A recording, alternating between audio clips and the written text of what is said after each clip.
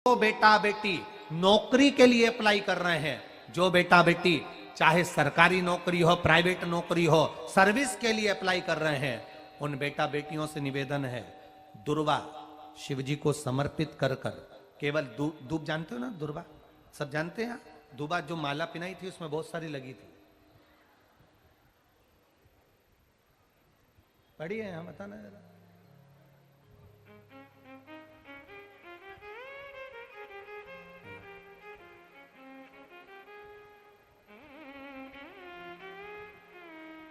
दुर्वा जो बेटा बेटी सर्विस के लिए अप्लाई कर रहे हैं, तुम मेहनत करो, पढ़ाई करो, खूब पढ़ो, खूब तैयारी करो, अच्छे से तैयारी करो, जितनी मेहनत तुमने पूर्व में करी उससे दुगनी मेहनत तुम करो उस नौकरी को पाने के लिए। और साथ में जब एग्जाम के लिए जाओ, कहीं इंटरव्यू देने के लिए जाओ, दुर्वा शिव जी को, इस दुर्वा का जो डंडी का मुख है ये अशोक सुंदरी वाली जगह, फिर समझ लीजिए जैसे ये शिवलिंग, ये गोल जलाधारी, यहां से पानी नीचे गिरता है, बीच में अशोक सुंदरी का स्थान होता है। तो ये जो दुर्वा हम चढ़ाएंगे तो इसका डंडी का मुख शिवलिंग की पर चढ़ाएंगे तो ये शिवलिंग पर डंडी की जो भाग है वो अशोक सुंदरी की ओर हो गया और ये भाग इस ओर हो गया। शिव जी को समर्पित कर कर पहले दुर्वा चढ़ाएंगे, उसके बाद में देवाधिदेव महादेव को एक लोटा जल जो तुम घर से लेकर गए हो वो समर्पित करो। 3 महीना लगातार अपनी पढ़ाई की मेहनत करो, अपने इंटरव्यू की मेहनत करो और खूब अच्छा पढ़कर साथ में एक लोटा जल और दुर्वा, शिव जी को भले 10 दुर्वा की जगह केवल 1 दुर्वा चढ़ाओ, चढ़ाकर जल चढ़ाना, 3 महीने तक लगातार बाबा से प्रार्थना करना। विश्वास कहता है अगला पत्र तुम्हारा व्यासपीठ पर होगा, नौकरी लगेगी, निश्चित है। आप करो मेहनत, कर्म करने में पीछे मत हटना, पढ़ने में पीछे मत हटना, विद्या अध्ययन करने में पीछे मत हटना, अच्छी एजुकेशन पाने में पीछे मत हटना। पहले मेहनत अपनी करो। पूर्व में जो इंटरव्यू दिए हैं उसमें जितनी कमी रह गई, अगली कमी को पूर्ण करने के लिए अच्छी मेहनत करो, खूब पढ़ो, खूब अच्छे से विद्या अध्ययन करो और फिर बाबा पर समर्पित होकर जाओ, बाबा पर विश्वास कर कर जाओ, भरोसा पूरा कर कर जाना। इंटरव्यू देते समय अपना विल पावर मजबूत होना चाहिए कि मेरे साथ मेरा काल अधिपति महाकाल है, अब निकल कर मानूंगी। हम दुकान खोलते हैं, कपड़े की दुकान खोल रहे हैं, किराने की दुकान खोल रहे हैं, लोहे की दुकान खोल रहे हैं, भंगार की दुकान खोल रहे हैं, किराना की दुकान खोल रहा है, पान की दुकान खोल रहा है। हम दुकान खोलते हैं पर दुकान खोलने से पहले तुम्हारे 2 मन हो जाते हैं, चलेगी कि नहीं चलेगी, खोल तो लूंगी, चलेगी कि नहीं चलेगी। जिस दिन तुम दुकान खोलो 1 महीने पहले, 2 महीने पहले, 3 महीने पहले बाबा को दुर्वा चढ़ाकर 1 लोटा जल चढ़ाकर नियम बनाकर जाना, 3 महीने बाद मैं दुकान खोल रही हूं, 2 महीने बाद मैं दुकान खोल रही हूं और मेरा विश्वास कहता है दुकान चलेगी। जिस दिन तुमने विचार कर लिया कि दुकान चलेगी कि नहीं चलेगी तो वो नहीं चलेगी। जिस दिन तुमने विचार कर लिया कि दुकान खोल रही हूं, मेहनत करूंगी, दिल से करूंगी, भले मेरे पास ज्यादा माल नहीं है, जितना माल खरीद के लाऊंगी उतना बेच कर बताऊंगी क्योंकि मेरे साथ काल अधिपति महाकाल है, तो वो चलेगी। विश्वास दृढ़ करो, भरोसा पक्का करो। जिस दिन तुम्हारा विश्वास दृढ़ हो गया उस दिन तुम विजय हो गए, उस दिन तुम आनंदता में हो गए। बच्चों का विल पावर कमजोर हो रहा है, दोस्त कह देते हैं सीए की पढ़ाई बहुत कठिन है, इंजीनियरिंग की पढ़ाई बहुत कठिन है, डॉक्टर की पढ़ाई बहुत कठिन है। साथ वाले ऐसे मत ढूंढना जो तुम्हारा विल पावर कमजोर कर दे। ये वाली फैक्ट्री खोलेंगे तो हो सकता है नुकसान हो जाए, इसलिए ये फैक्ट्री खोलने का मन नहीं हो रहा है। फैक्ट्री का सेटअप जम गया, सब कुछ जम गया और मालूम पड़े, विचार करा कौन चलाएगा, कैसे होगा, कैसे चलेगी, तो वो फैक्ट्री कभी नहीं चलेगी। तुमने सोच लिया कि अपने क्षेत्र में नहीं है, मेहनत करूंगा, 4 चांद लगाऊंगा, कहीं पर भी जाऊंगा पर जीत कर बताऊंगा, तो वो फैक्ट्री भी भग दौड़ेगी। निश्चितता है आपका विल पावर कमजोर नहीं होना चाहिए। आप कैसे कमजोर हो जाओ? शंकर भगवान का भक्त कभी कमजोर नहीं पड़ता, शिव का भक्त कभी कमजोर नहीं पड़ता। आप उतनी मेहनत पूर्ण करो।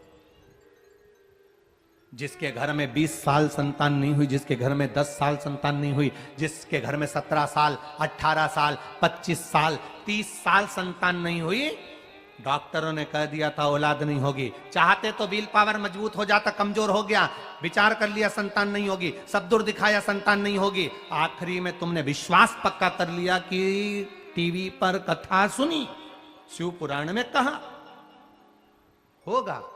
जब उसको भगवान ने 17 साल में संतान दी है, तो मुझे तो 4 साल शादी के हुए हैं, 5 साल हुए हैं, मेरा बाबा मेरी झोली भरेगा। बिल पावर मजबूत हुआ और बाबा ने औलाद दे दी।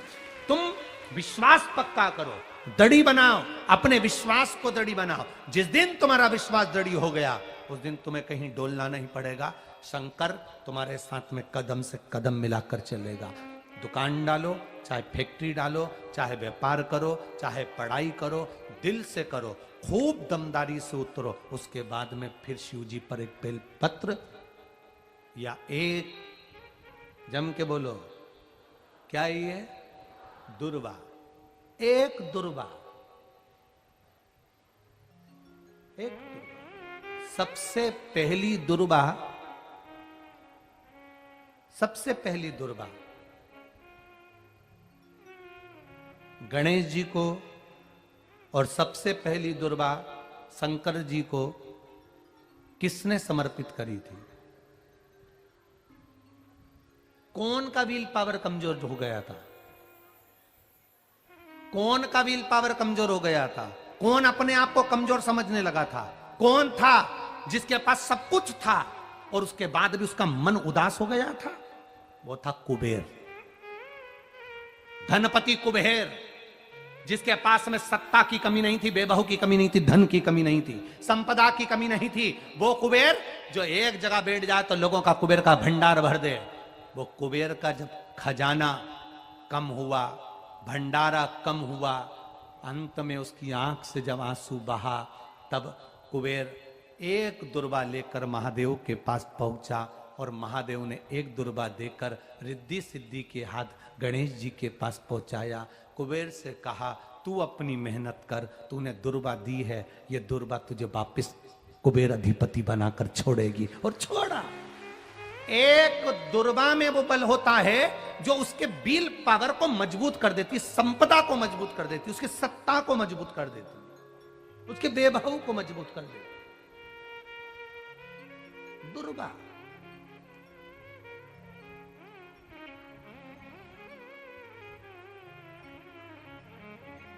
एक दुर्वा सहज नहीं होती महाराज। दुर्वा पीछे देखोगे तो डंडी एक है, देख रहे हो आप लोग?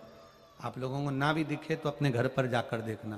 पीछे से देखोगे तो दुर्वा की डंडी एक है, आगे से देखोगे तो उसकी किनारियां 4-5 पत्तियां निकली हुई होती हैं। अर्थात एक रास्ता अगर दुर्वा का बंद होता है तो दूसरे रास्ते को दुर्वा खोल देती है, दूसरा बंद होता है तो तीसरे को खोल देती है, तीसरा बंद होता है तो चौथे को खोल देती है, चौथा बंद होता है तो 5वें को खोल देती है। दुर्वा में वो बल होता है जो महादेव को हम जब अशोक सुंदरी की ओर डंडी का मुख कर कर, पत्तियों का मुख इधर कर कर शिव को समर्पित कर कर, एक लोटा जल जब बाबा को हम समर्पित करते हैं दिल से, 3 महीना लगातार आनंद के साथ, हाँ बीच में रजो धर्म आ जाए तो आप लोग उस समय मंदिर में नहीं जाते, नहीं चढ़ाते, उस समय छोड़ दो, पर अपने भावों से बाबा को समर्पित करो। नवयुवक बेटे बेटियां भी शिव जी पर जल चढ़ाओ,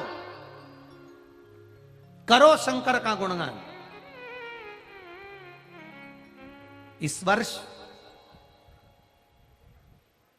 देश और विदेश में 10th और 12th का एग्जाम बच्चों ने दिया और सबने महादेव पर विश्वास कर कर दिया। एक लोटा जल और एक बेलपत्री पर शहद लगाकर शंकर का स्मरण कर कर अपनी विद्या के साथ में दिया।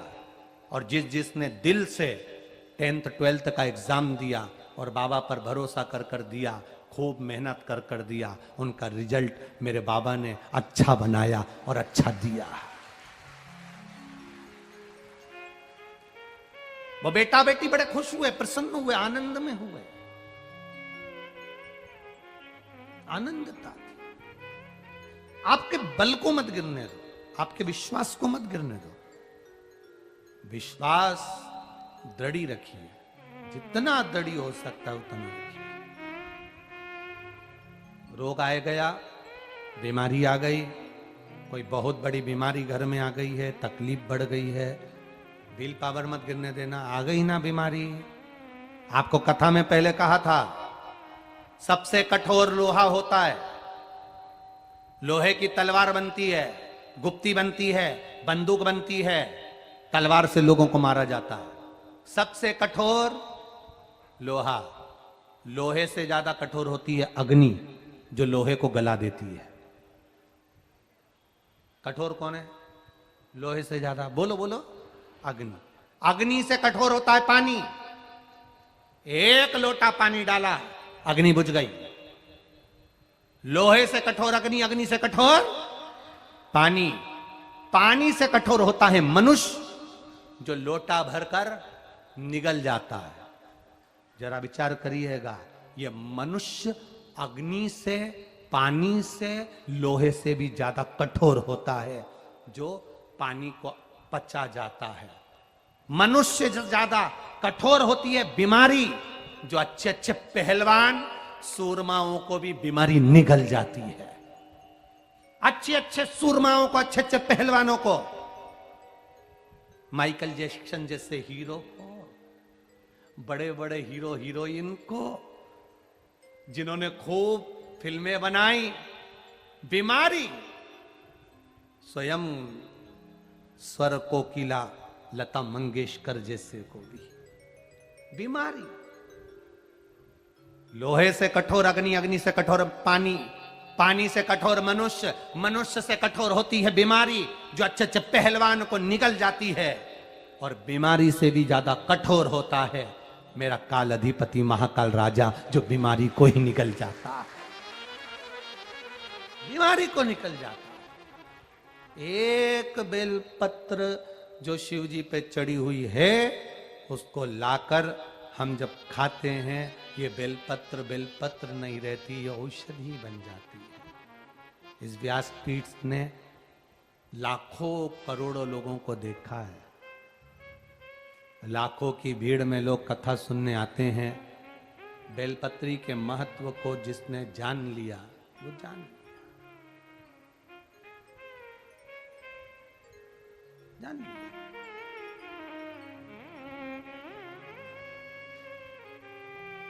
जिसने खाया उसको मालूम पड़ा। हाँ, किसी किसी के मुंह में खाने से छाले पड़ जाते हैं, या छार छार मुंह हो जाता है, नहीं खा पाते, तो शिवजी पे चढ़ी हुई बेलपत्र को लाकर सुखाकर चूरा बनाकर उसकी गोली बनाकर रख लो, पानी से निगल लो। है तो महादेव का प्रसाद, है तो औषधि, वो भी तो सुख देगी, उसको खाओ। शुगर जिसकी ज्यादा ऊपर नीचे हो रही हो, 11 दिन नहीं 3 दिन बेलपत्र बाबा की उठाकर खाकर शुगर की जांच तू अपने घर में ही कर ले, शुगर तुझे लेवल में मिलेगी। ये शिव तत्व है। बेलपत्र में औषधि तत्व जुड़ा हुआ है। शिव पर चढ़ी हुई, शंकर भगवान के शिवलिंग पर चढ़ी हुई, भगवान देवादिदेव महादेव पर समर्पित जो सामग्री भगवान को चढ़ी हुई है, वो अमृत के तुल्य है। चपटी भभूत में है खजाना कुबेर का। शमशान जाओगे मुर्दे को जलाने के लिए, शमशान जाओगे अर्थी लेकर, मुर्दे को जलाकर आओगे तो घर में आकर नहाओगे। बोलो नहाओगे कि नहीं नहाओगे? घर में आकर नहाओगे, क्योंकि मुर्दे की राख तुम्हारे शरीर पर लग गई, अर्थी चोट गई, नहाना पड़ेगा। राख लगी है, अंतिम संस्कार कर कर आए हो, आंच उड़ी होगी, अग्नि उड़ी होगी, राख उड़ी होगी, शरीर पर लगी होगी, तो घर पर आकर नहाना पड़ता है। पर शंकर भगवान पर वही राख जब चढ़ जाती है तो वो करोड़ों की हो जाती है, वो राख की कीमत बढ़ जाती है। शिव है, शिव। बखान क्या करूं मैं की ढेर का चपटी खजाना कुबेर का, हे गंगाधार मुक्ति द्वार ओमकार तू, बोले ओमकार तू, आयो शरण तिहारी शंभो तार तार तू। वो सहज नहीं है, उसकी भक्ति सहज नहीं है। उसका विश्वास हमें दृढ़ता प्रदान करता है, उसका विश्वास हमें भक्ति प्रदान करता है। उस पर चढ़ाया एक लोटा जल जब हम धीरे धीरे चढ़ाते हैं, अपने मन की बात बाबा को कह देते हैं। बाल्टी में से भरा और ढोल दिया, बाल्टी में से भरा और ढोल दिया, ये भगवान को जल चढ़ाना नहीं हुआ। जल लोटा लेकर जब जाओ, धीरे धीरे समर्पित करते हुए। हम तो भाइयों से यहां तक कहेंगे, प्रयास करा करो, दुकान पर जा रहे हो, घर से धर्म पत्नी से एक पानी की बोतल ले लो स्वच्छ, उस बोतल को ले जाओ, मंदिर में जाकर लोटे में कूड़ कर अपने घर का जल शिव जी को चढ़ाकर फिर दुकान चले जाओ। जरूरी नहीं कि तुम, और भगवान अगर आपको बुद्धि दे तो दुकान जाते समय पानी की बोतल रख लो, एक छोटा सा लोटा अपने झोले में रख लो। दुकान जाते हो तो सामान लेकर जाते ही हो, फाइल भी तो ले जाते हो, ये भी अपनी फाइल है। एक फाइल का हिसाब यहां टैक्स वालों को देना है और इस लोटे वाली फाइल का हिसाब उसको देना। ये समझो कि फाइल लेकर जा रहे हो। जिस बच्चे का होमवर्क पूरा नहीं होता, स्कूल जाने से वो बच्चा घबराता है। बोलो सही है कि गलत है? जिस बच्चे का होमवर्क पूरा नहीं होता, वो बच्चा स्कूल जाने से घबराता है। जिसकी फाइल पूरी नहीं होती, वो इनकम टैक्स वालों को देखकर घबराता है। और जिसके कर्म अच्छे नहीं होते, वो यमराज को देखकर घबराता है।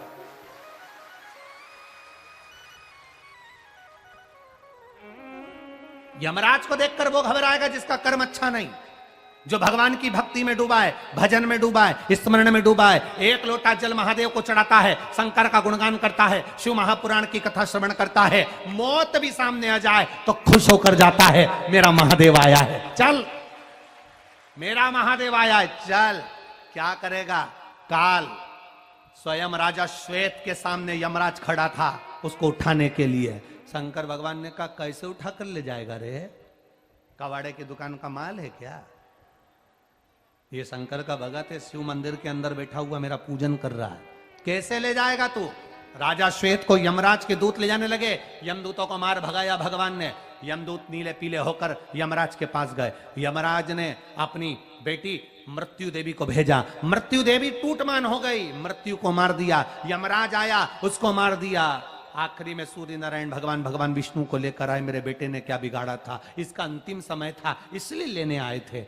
भगवान शंकर जी ने सूर्य देवता से कहा, ब्रह्मा ब्रह्मलोक में रहते हैं, बैकुंठ में भगवान विष्णु रहते हैं, मैं पृथ्वी पर रहता हूं, पृथ्वी पर मेरा घर है, मतलब पृथ्वी मेरा घर है। मेरी पृथ्वी पर अगर कोई आएगा, कुछ भी सामान उठा कर ले जाएगा तो ले जाने देंगे क्या? तुम्हारे घर में कोई आ जाए और तुम्हारा फ्रिज उठा के ले जाए, ले जान दोगी?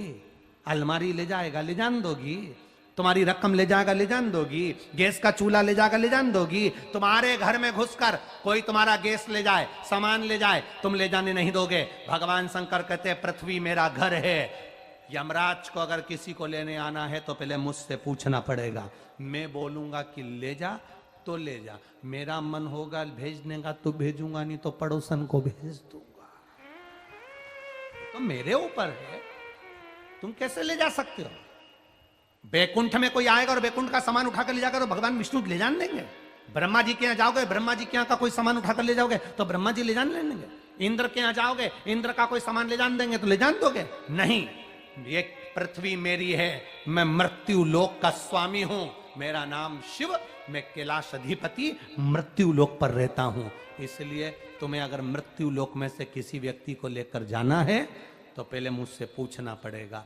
आगे से गलती नहीं होगी भोलेनाथ, इनको जीवित कर दो। शिव जी ने जीवित कर दिया। अब जब भी आओ तो पूछ के आओ, इसलिए तुम्हें घबराने की जरूरत नहीं है रे। ये जितने शिव कथा सुन रहे हो, शंकर भगवान को एक लोटा जल चढ़ा रहे हो, शिव का गुणगान कर रहे हो, शिव भक्ति कर रहे हो, तुम्हें डरने की जरूरत नहीं है। तुम्हारे लिए जब जब यमराज आएगा, सबसे पहले तुम्हारे लिए महाकाल सामने आएगा, काल अधिपति आएगा, पूछेगा, तब लेकर जाएगा। जिसका होमवर्क पूरा नहीं होता उस बच्चे को स्कूल में जाने से डर लगता है। जिसकी फाइल कंप्लीट नहीं होती वो इनकम टैक्स वाले को देखकर भय लगता है, और जिसके कर्म अच्छे नहीं होते उसको यम को देखकर भय लगता है। जो भजन करने वाला होता है वो तो कहता है तेरी जब मर्जी आए तब आ जा। इनकम टैक्स की फाइल कंप्लीट है तो टैक्स वाला कभी भी आ जा।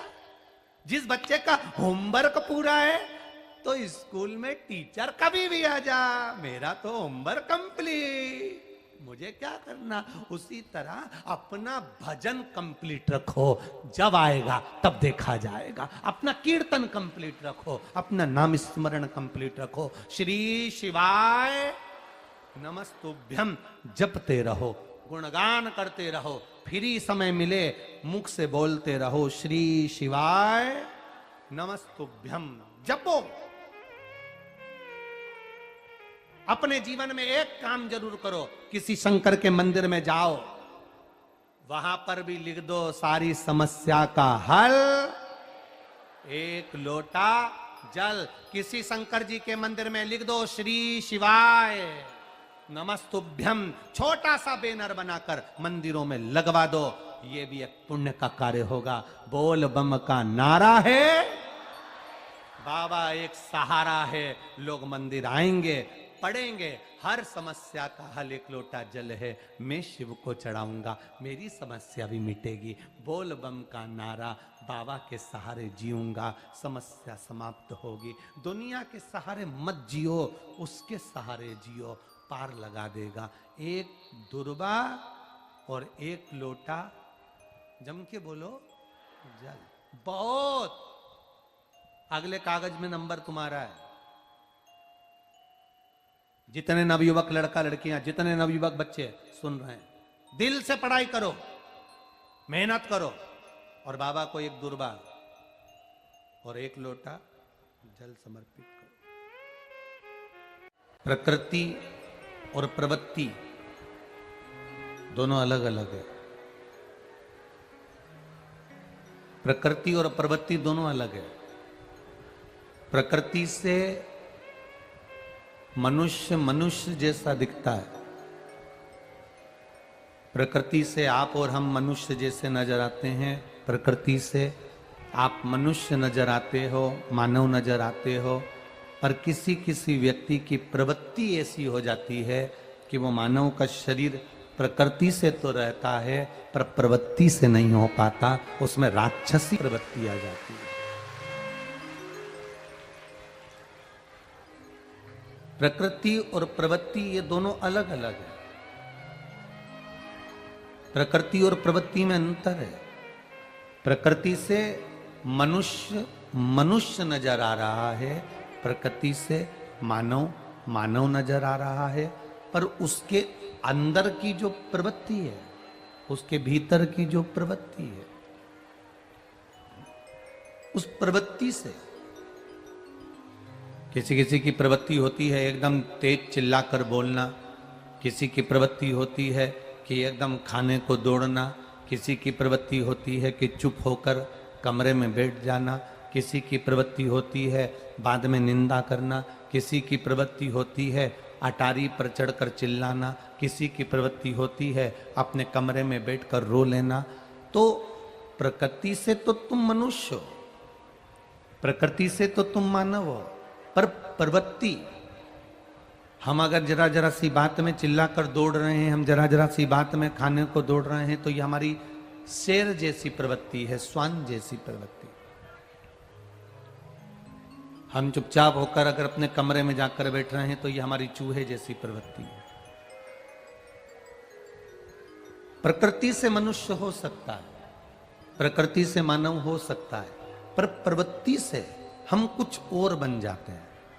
कभी कभी हमारे को क्रोध, कभी कभी हमारे को अपशब्द कोई कहता है, गुस्सा आता है, आड़ा टेढ़ा कह जाता है, तो हमारी प्रवृत्ति बदल जाती है। परशु महापुराण की कथा कहती है,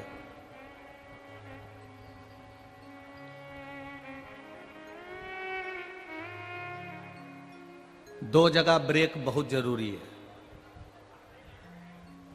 कितनी जगह? जम के बोलो जरा। दो जगह ब्रेक बहुत जरूरी है।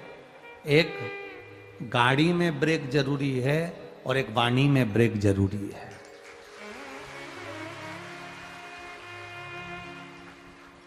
दो जगह पर ब्रेक बहुत जरूरी है। एक गाड़ी में ब्रेक जरूरी है और एक वाणी में ब्रेक जरूरी है। गाड़ी में ब्रेक नहीं होगा तो एक्सीडेंट हो जाएगा और नुकसान तुम्हारा भी होगा और सामने वाले का भी होगा।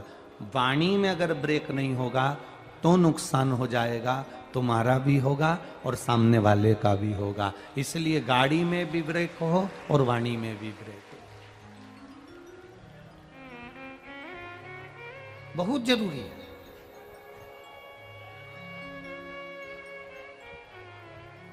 अगर ब्रेक नहीं तो वो गाड़ी का मतलब क्या है? गाड़ी में सारे फंक्शन हो, गाड़ी में सब कुछ हो, एसी भी हो, पावर विंडो भी हो, क्लच भी हो, स्टीयरिंग भी हो, खिड़कियां भी हो, दरवाजे भी हो, आगे बम्पर भी लगा हो, नेम प्लेट भी लगी हो, गाड़ी में सब कुछ हो, और अगर ब्रेक नहीं हो तो गाड़ी किसी काम की है क्या? बोलो, जम के बोलो जरा। नहीं। गाड़ी में सब कुछ हो और ब्रेक ना हो तो गाड़ी किसी काम की नहीं रहती। उसी तरह तुम सुंदर भी बहुत हो, तुम्हारे नयन भी बड़े सुंदर हैं, तुम्हारे श्रवण शक्ति भी सुंदर है, तुम्हारे केश भी बड़े सुंदर हैं, तुम्हारी नख भी बड़े सुंदर हैं, तुम्हारी उंगलियां भी बड़ी सुंदर हैं, तुम्हारे चरण भी बड़े सुंदर हैं, तुम्हारे कपड़े भी बड़े सुंदर हैं, तुम्हारे नेत्र भी बड़े सुंदर हैं, तुम्हारे दांत भी बड़े सुंदर हैं, सब कुछ सुंदर है। पर अगर तुम्हारी वाणी सुंदर नहीं है तो तुम किसी काम के हो क्या? किसी काम का।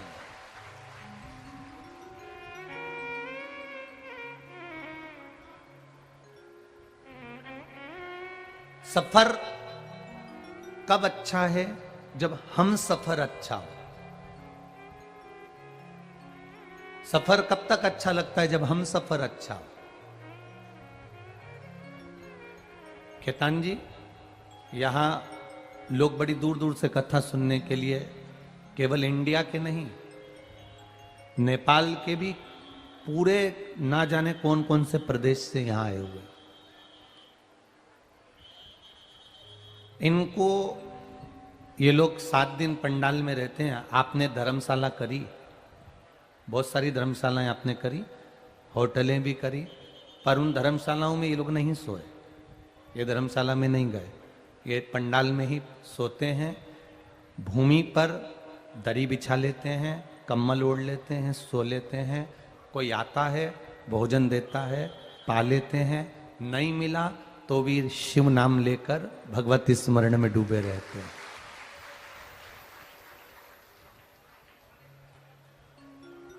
ये दूर दूर से आए हुए एक दूसरे को पहचानते नहीं है, पर 7 दिन जब आसपास में रहते हैं ना, तो इन लोगों में इतनी पहचान बन जाती है, इतनी पहचान बन जाती है कि प्रेम के रिश्ते इतने बड़े हो जाते हैं कि पेट के रिश्ते भूल जाते हैं। ये इतना, खेतान जी, इनके मिलन का, इनके प्रेम का इतना वात्सल्य।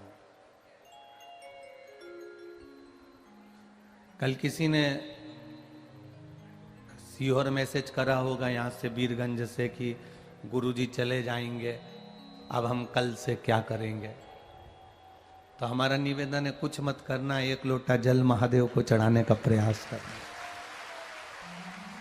1 लोटा जल देवादिदेव महादेव को चढ़ाने का प्रयास करिए, भगवान शंकर का गुणगान करने का प्रयास करिए, शिव तत्व को जानने का प्रयास करिए।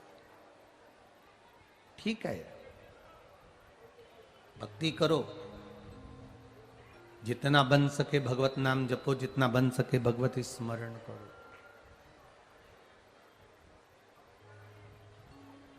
सफर तब अच्छा है जब हम सफर अच्छा हो।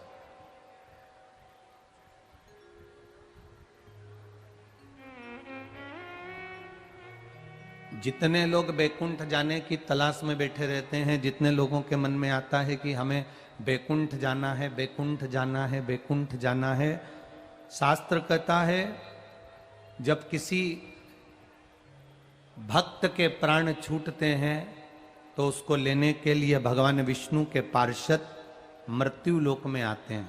सुनिए ना कथा, किसी भक्त के, संत के, साधु के, सन्यासी के, तपस्वी के, साधक के, उपासक के, भजन करने वाले के, भगवान की भक्ति करने वाले के प्राण छूटते हैं तो भगवान विष्णु रथ भेजते हैं, पार्षद भेजते हैं, उनके दूत भेजते हैं और वो उनको बैकुंठ लेकर जाते हैं।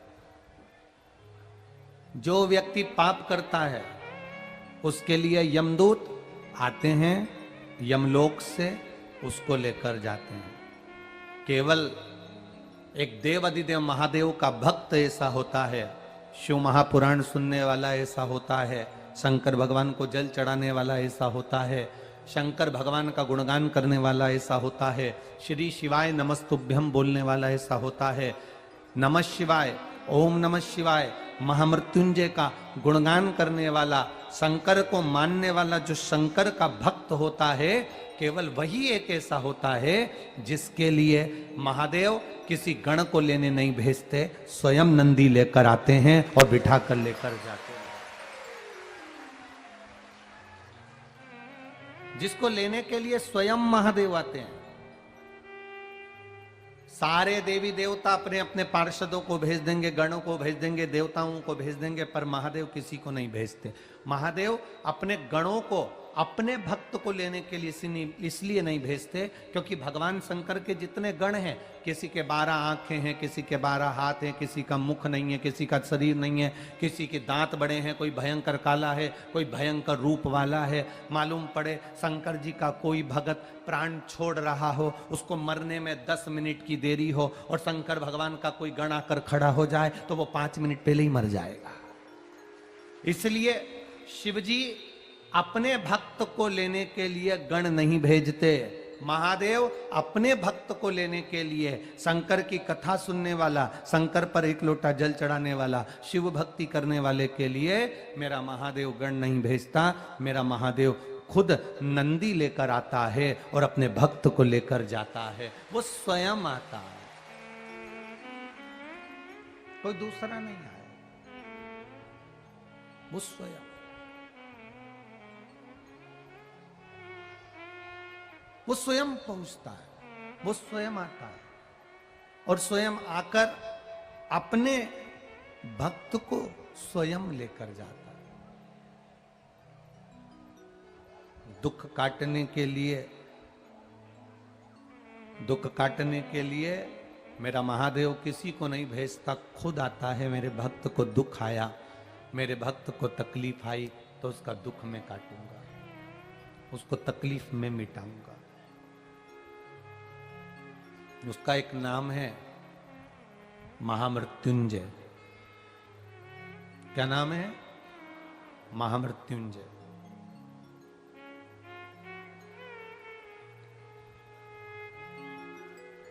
उसका एक नाम महामृत्युंजय, जो मृत्यु पर विजय प्राप्त कर ले, जो मृत्यु को जीत ले। मौत सामने खड़ी हो, इधर यम के दूत खड़े हैं और इधर मेरा महादेव स्वयं खड़ा है।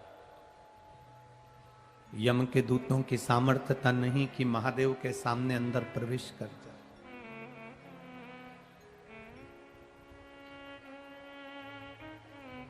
कल कथा सुन रहे थे गजासुर की। गजासुर के पेट में भगवान शंकर बैठे हुए थे, पर किसी देवता की सामर्थ्यता नहीं कि गजासुर से युद्ध लड़ लें। भगवान विष्णु भी गजासुर के सामने गए तो गाले का रूप रख कर गए, बंसी बजाते हुए गए, नंदी को नचाते हुए गए, पर युद्ध करने नहीं गए। क्यों? क्योंकि शंकर का गुणगान करने वाला, शंकर का भजन करने वाला। इधर लंका में रावण है और भगवान राम युद्ध करने के लिए जा रहे हैं। रामेश्वर धाम की स्थापना भगवान राम जी ने क्यों करी? भगवान राम जी को क्या पड़ा था कि शंकर भगवान के शिवलिंग की स्थापना करी, पूजन करी, अर्चना करी, रामेश्वर धाम की स्थापना करी? उसका कारण क्या था? भगवान राम को मालूम था जिस रावण को मैं मारने जा रहा हूं, ये रावण शंकर का परम भक्त है। शंकर के परम भक्त को छूने से पहले महादेव की आज्ञा होना जरूरी है। तो इसलिए मैं महादेव की आज्ञा ले लूं, महादेव का भजन कर लूं, इसके बाद लंकाधिपति रावण से मिलने के लिए जाऊंगा। शंकर भगवान की आराधना करी, शिव जी प्रसन्न हुए, प्रकट हुए। राम जी से भगवान शंकर जी ने पूछा आपको क्या चाहिए? राम जी ने कहा मैं वन में विचरण कर रहा हूं, अपनी अर्धांगिनी को लेने के लिए, अपनी धर्मपत्नी को लेने के लिए, जानकी को लेने के लिए, सीता को लेने के लिए हूं। सीता जी को लेने आया हूं, पर सामने जो युद्ध करेगा मेरे, वो आपका परम भक्त लंकाधिपति रावण है। आप बताओ मैं करूं तो करूं क्या? एक तरफ आपका भक्त है और दूसरी तरफ ये आपका दास है, आप कहोगे मैं वो कर लूंगा। शंकर भगवान ने कहा रावण को तुम मारने के लिए जाओ, मना नहीं, मना नहीं है। मैंने रावण को बार बार कहा था तूने सब कुछ मांग लिया, और कुछ मांगना रह गया हो तो मांग ले। रावण कहता है जब मेरे पास सोने की लंका है, रावण कहता है जब मेरे इतने 10-10 शीश हैं, मेरे पास में बहुत बड़ी सेना है, बहुत सारे असुर मेरे साथ में हैं, तो मुझे और कुछ भी नहीं चाहिए। भगवान शंकर जी कहते हैं राम, मैंने रावण से कहा था जब तेरे प्राण छूटेंगे हो सकता है तुझे मेरी जरूरत पड़ जाए। रावण कहता है जब मेरे प्राण छूटे आपकी मुझे जरूरत नहीं पड़ेगी, आपकी मर्जी पड़े तो मुझे देखते रहना, पर मुझे बचाने भी मत आना, क्योंकि मेरे प्राण नहीं छूट सकते, क्योंकि मैंने सारे देवताओं को बंदी बनाकर रखा है, सारे ग्रहों को बंदी बनाकर रखा है, सबको अपना साथ कर रखा है, सबको अपना साथ कर रखा। आप सारे दुनिया के ग्रहों को बंदी बना लो। लोग कहते हैं मैंने रविवार, सोमवार, मंगल, बुध, गुरु, शुक्र, शनि, राहु, केतु, शनि सबको अपने हाथों में काबू कर कर रखा है, सबको अपना बना कर रखा है, मेरा बाल बांका नहीं हो सकता। और शिव महापुराण की कथा कहती है कर्म के गति के आगे कोई ग्रह काम नहीं करता, आखिरी में व्यक्ति को भोगना पड़ता ही है। कर्म गति बड़ी विचित्र है।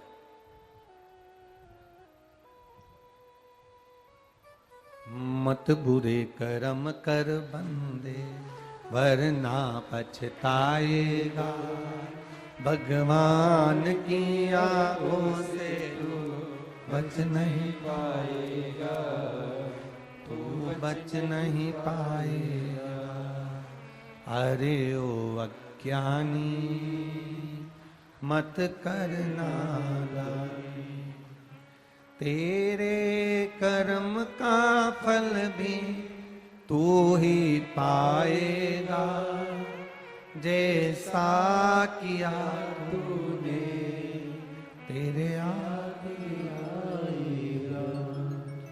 मत बुरे कर्म कर बंदे वरना पछताएगा, भगवान की आंखों से तू बच नहीं पाएगा, तू बच नहीं पाएगा। कर्म गति बड़ी विचित्र है। इस कर्म गति के आगे सब ठीक है, सब ठीक है। 5 सोमवार का ये व्रत होता है। बीच में अगर तुम्हारा कोई काम अड़ गया, रजोधर्म आ गया, कोई व्रत तुम्हारा पड़ गया, छठ पड़ गई, तीज पड़ गई, चतुर्थी पड़ गई, एकादशी पड़ गई, या तुम कोई व्रत करते हो वो उस दिन पड़ गया, तो उस व्रत को छोड़कर अगले व्रत को गिना जाता। सुबह पूजन की थाली लेकर मंदिर में जाते हैं, भगवान का अभिषेक पूजन करते हैं, थाली लेकर वापिस आ जाते हैं, उस थाली को अपने घर में रख लेते हैं, उसी थाली को शाम के समय फिर वापिस मंदिर में लेकर जाते हैं, उसमें 6 दिए रखकर ले जाते हैं घी के, प्रसाद एक कटोरे में जिसमें भी लगकर ले जाना है, 3 हिस्से मंदिर के अंदर उसके करे जाते हैं। दियों को मंदिर में जमीन पर नीचे रखा जाता है, 6 दियों को प्रसाद के 3 हिस्से कर दिए जाते हैं, शिव जी की पूजन कर दी जाती है, पूजन कर कर प्रसाद के 2 हिस्से मंदिर में रख दिए जाते हैं, जो कागज ले गए, दोने ले गए, पात्र ले गए, उसमें 2 हिस्से वहीं छोड़ दिए जाते हैं, 1 हिस्सा थाली में रख लिया जाता है, 5 दिए जो जलाए हैं वो वहीं रखे रहने दो, 1 दिया जमीन पर से वापिस उठा लो, जिसको जलाया नहीं है उसको थाली में रख लो, शंकर भगवान से प्रार्थना करो, बाबा आज मेरा पहला पशुपति व्रत है, भोलेनाथ आप स्वीकार करना, मेरे मन की कामना ये है बाबा, जिसके कारण मैंने ये व्रत किया है, व्रत का बोलकर, दिया लेकर, प्रसाद का 1 हिस्सा लेकर, थाली लेकर वापिस अपने घर पर आओ, घर के दरवाजे में जब अंदर प्रवेश करो, सीधे हाथ की ओर बाहर घर के बैठ जाओ, घर की ओर मुख करो और सीधे हाथ की ओर बैठकर घर की ओर मुख कर कर वहीं पर 6 नंबर का जो दिया लेकर आई हो उसको जला लो, बाबा से यहाँ प्रार्थना कर लो, भोलेनाथ मेरा कार्य ये है, इसको सफल करना, घर में प्रवेश कर जाओ।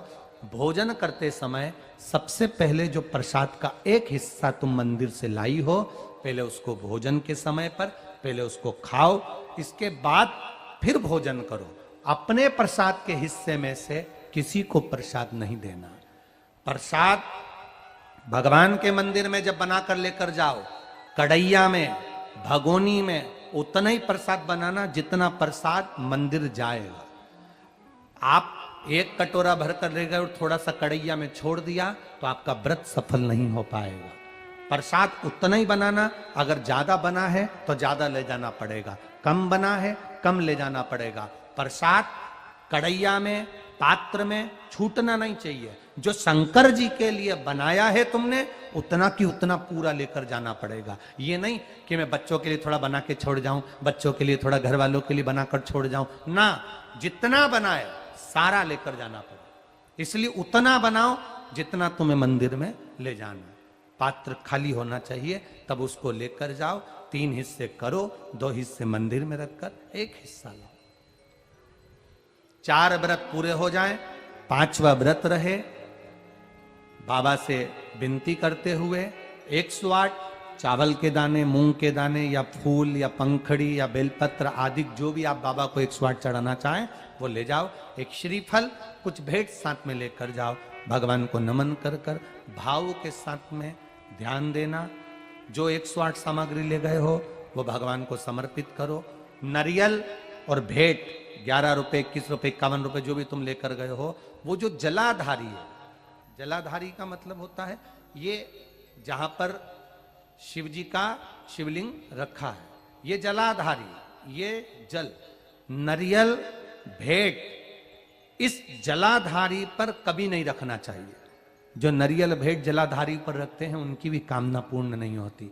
ये नरियल भेंट या जो भी फल है, फ्रूट्स है, वो इस जलाधारी पर नहीं, जमीन पर रखो, पर इस जलाधारी पर जहां भगवान शंकर का शिवलिंग रखा है, गोल जलाधारी, वहां पर उसको नहीं रखना। कई लोग यहां दिया रख देते हैं, जलाकर दीप रख देते हैं, ये गलत है, भगवान उसको स्वीकार नहीं करता।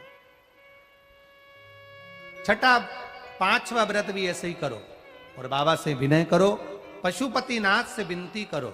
पशुपति व्रत एक ऐसे व्रत हैं जो नारी, पुरुष, बच्चा, बूढ़ा जो करता है उसकी मनोकामना भोलेनाथ पूर्ण जरूर करते हैं, ये निश्चित है। अगर पति पत्नी दोनों व्रत कर रहे हैं कभी कभी किसी का व्यापार नहीं चलता या नौकरी नहीं लगती या किसी कार्य के कारणवश, तो पति पत्नी दोनों व्रत करते हैं, एक साथ करते हैं। उन दोनों की थाली अलग जाएगी, दोनों का प्रसाद अलग जाएगा, दोनों के दिए अलग जाएंगे और दोनों अपने अपने प्रसाद को अलग से पाएंगे, एक थाली लगकर नहीं जाएगी। मां और बेटा कर रहे हैं तो भी थाली दो ही जाएगी, बेटी और मां कर रही है तो भी थाली दो ही जाएगी। प्रसाद के हिस्से दो थाली ले जाने का मतलब होता है प्रसाद जो बनाकर लेकर गए हो उसके 3 हिस्से होना चाहिए। अगर माँ और बेटा एक ही थाली लेकर गए तो प्रसाद जो आएगा वो एक हिस्सा आएगा, एक हिस्सा वापस आएगा तो उसमें से 2 भाग फिर हो जाएंगे, तो उसका फल नहीं मिलता। इसलिए पूजन करने वाला अगर 2 व्रत कर रहे हैं, 3 व्रत कर रहे हैं, कोई घर के 3 लोग देवरानी जेठानी सब मिलकर व्रत कर, सबकी थाली अलग है। सास बहू कर रहे हैं उनकी थालियां अलग जाएंगी। पशु दिन भर काम में लगा रहता हूं, दिन भर कमाने में लगा रहता हूं, समय नहीं मिलता मेरे भोलेनाथ, आपके चरणों में आने का समय नहीं मिलता मेरे शंभु। आप कृपा करेंगे तो ये सांसारिक जीव आपके चरणों में जरूर आएगा। आप करो शिव जी से प्रार्थना, अपने मन की बात आप देवाधिदेव महादेव से कहो, अपने हृदय की बात आप भोलेनाथ जी से कहो। जो कहोगे वही प्रार्थना है। जो आपने भगवान से कहा वही प्रार्थना, जो आप भगवान से बोलोगे वही प्रार्थना।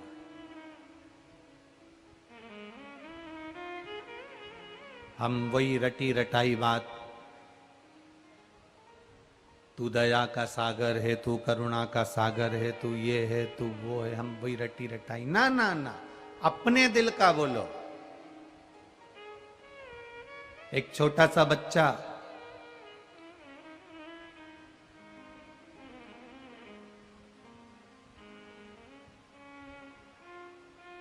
अपनी मां से कहता है, मां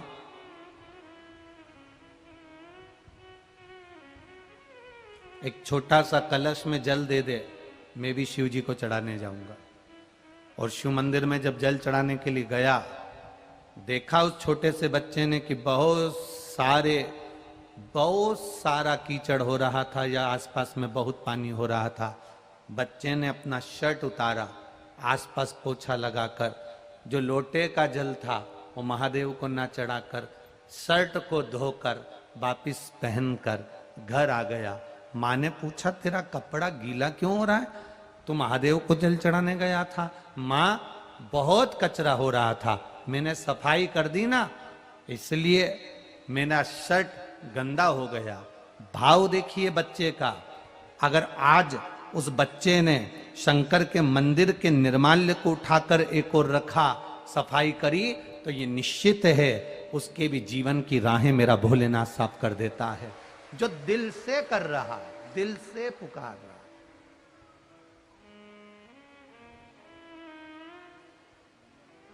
आपकी भक्ति, आपका भजन कभी खाली नहीं जाएगा। आप करो भगवान का भजन। शिव कथा कहती है,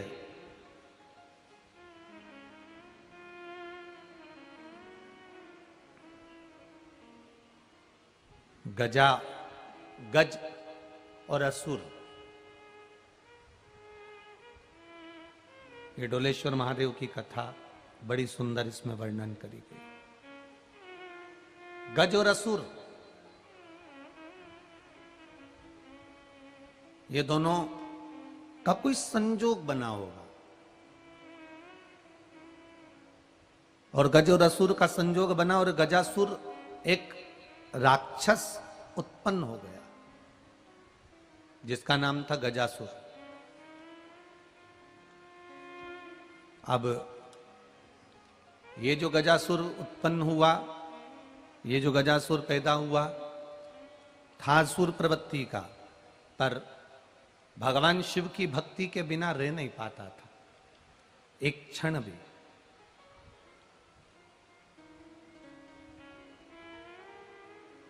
एक क्षण भी भगवान शंकर की भक्ति के बिना नहीं रहता।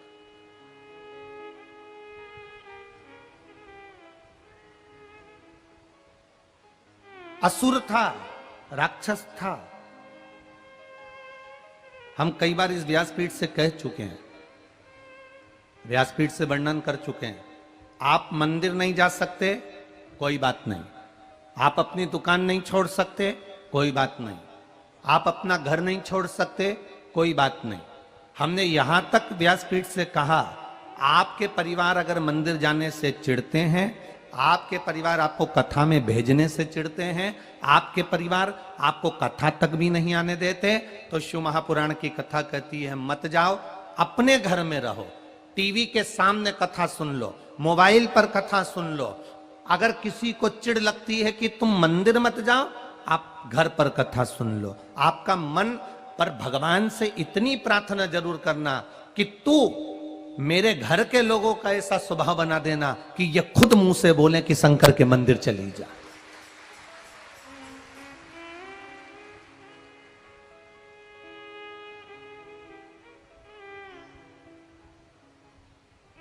कई लोग कहते हैं हमसे कि गुरुजी हम मंदिर जाते हैं ना तो लोग आड़ा टेढ़ा बोलते हैं, कोई हंसता है, कोई अपशब्द कहता है, कोई कहते हैं सियोर वालों महाराज की चेली आ गई, कोई कहे कुछ बोले, कोई कुछ बोले, कोई कहे कुछ उपाय कर रही है, कोई कहे टोना कर रही, कोई कहे टोटका कर रही। अरे कहने वाला कुछ भी कहेगा, जो महादेव को नहीं छोड़ सकते वो तुम्हें छोड़ेंगे क्या?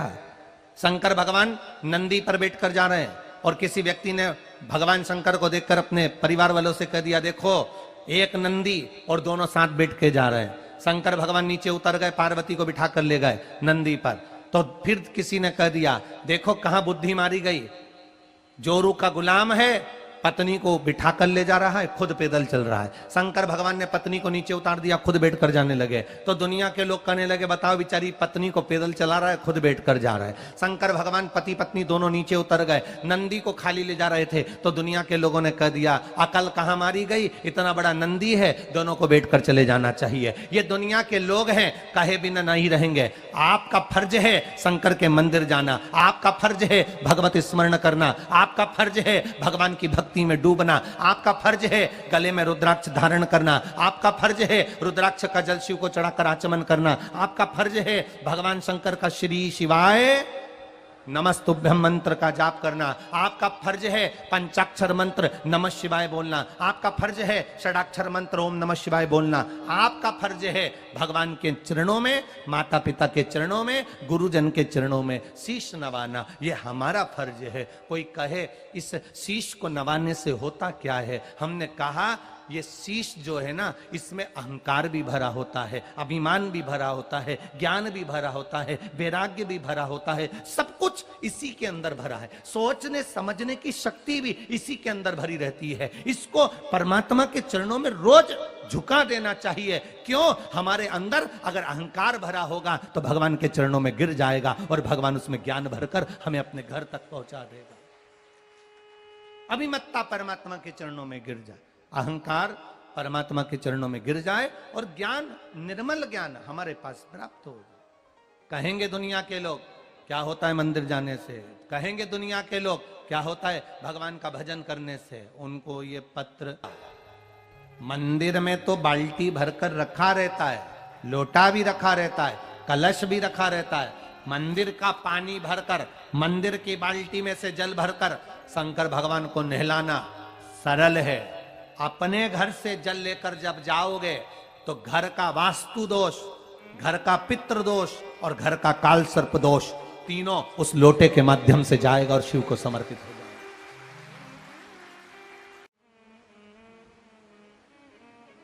कभी कभी भोलेनाथ जी के मंदिर में जाओ और अपने मन की बात, हम ये भी नहीं कहेंगे कि हम जो बोल रहे हैं वो बोलो, आप तो अपने मन की बात भोलेनाथ जी के सामने जाकर कहो। मेरे जैसा पापी आपने कभी नहीं देखा होगा प्रभु।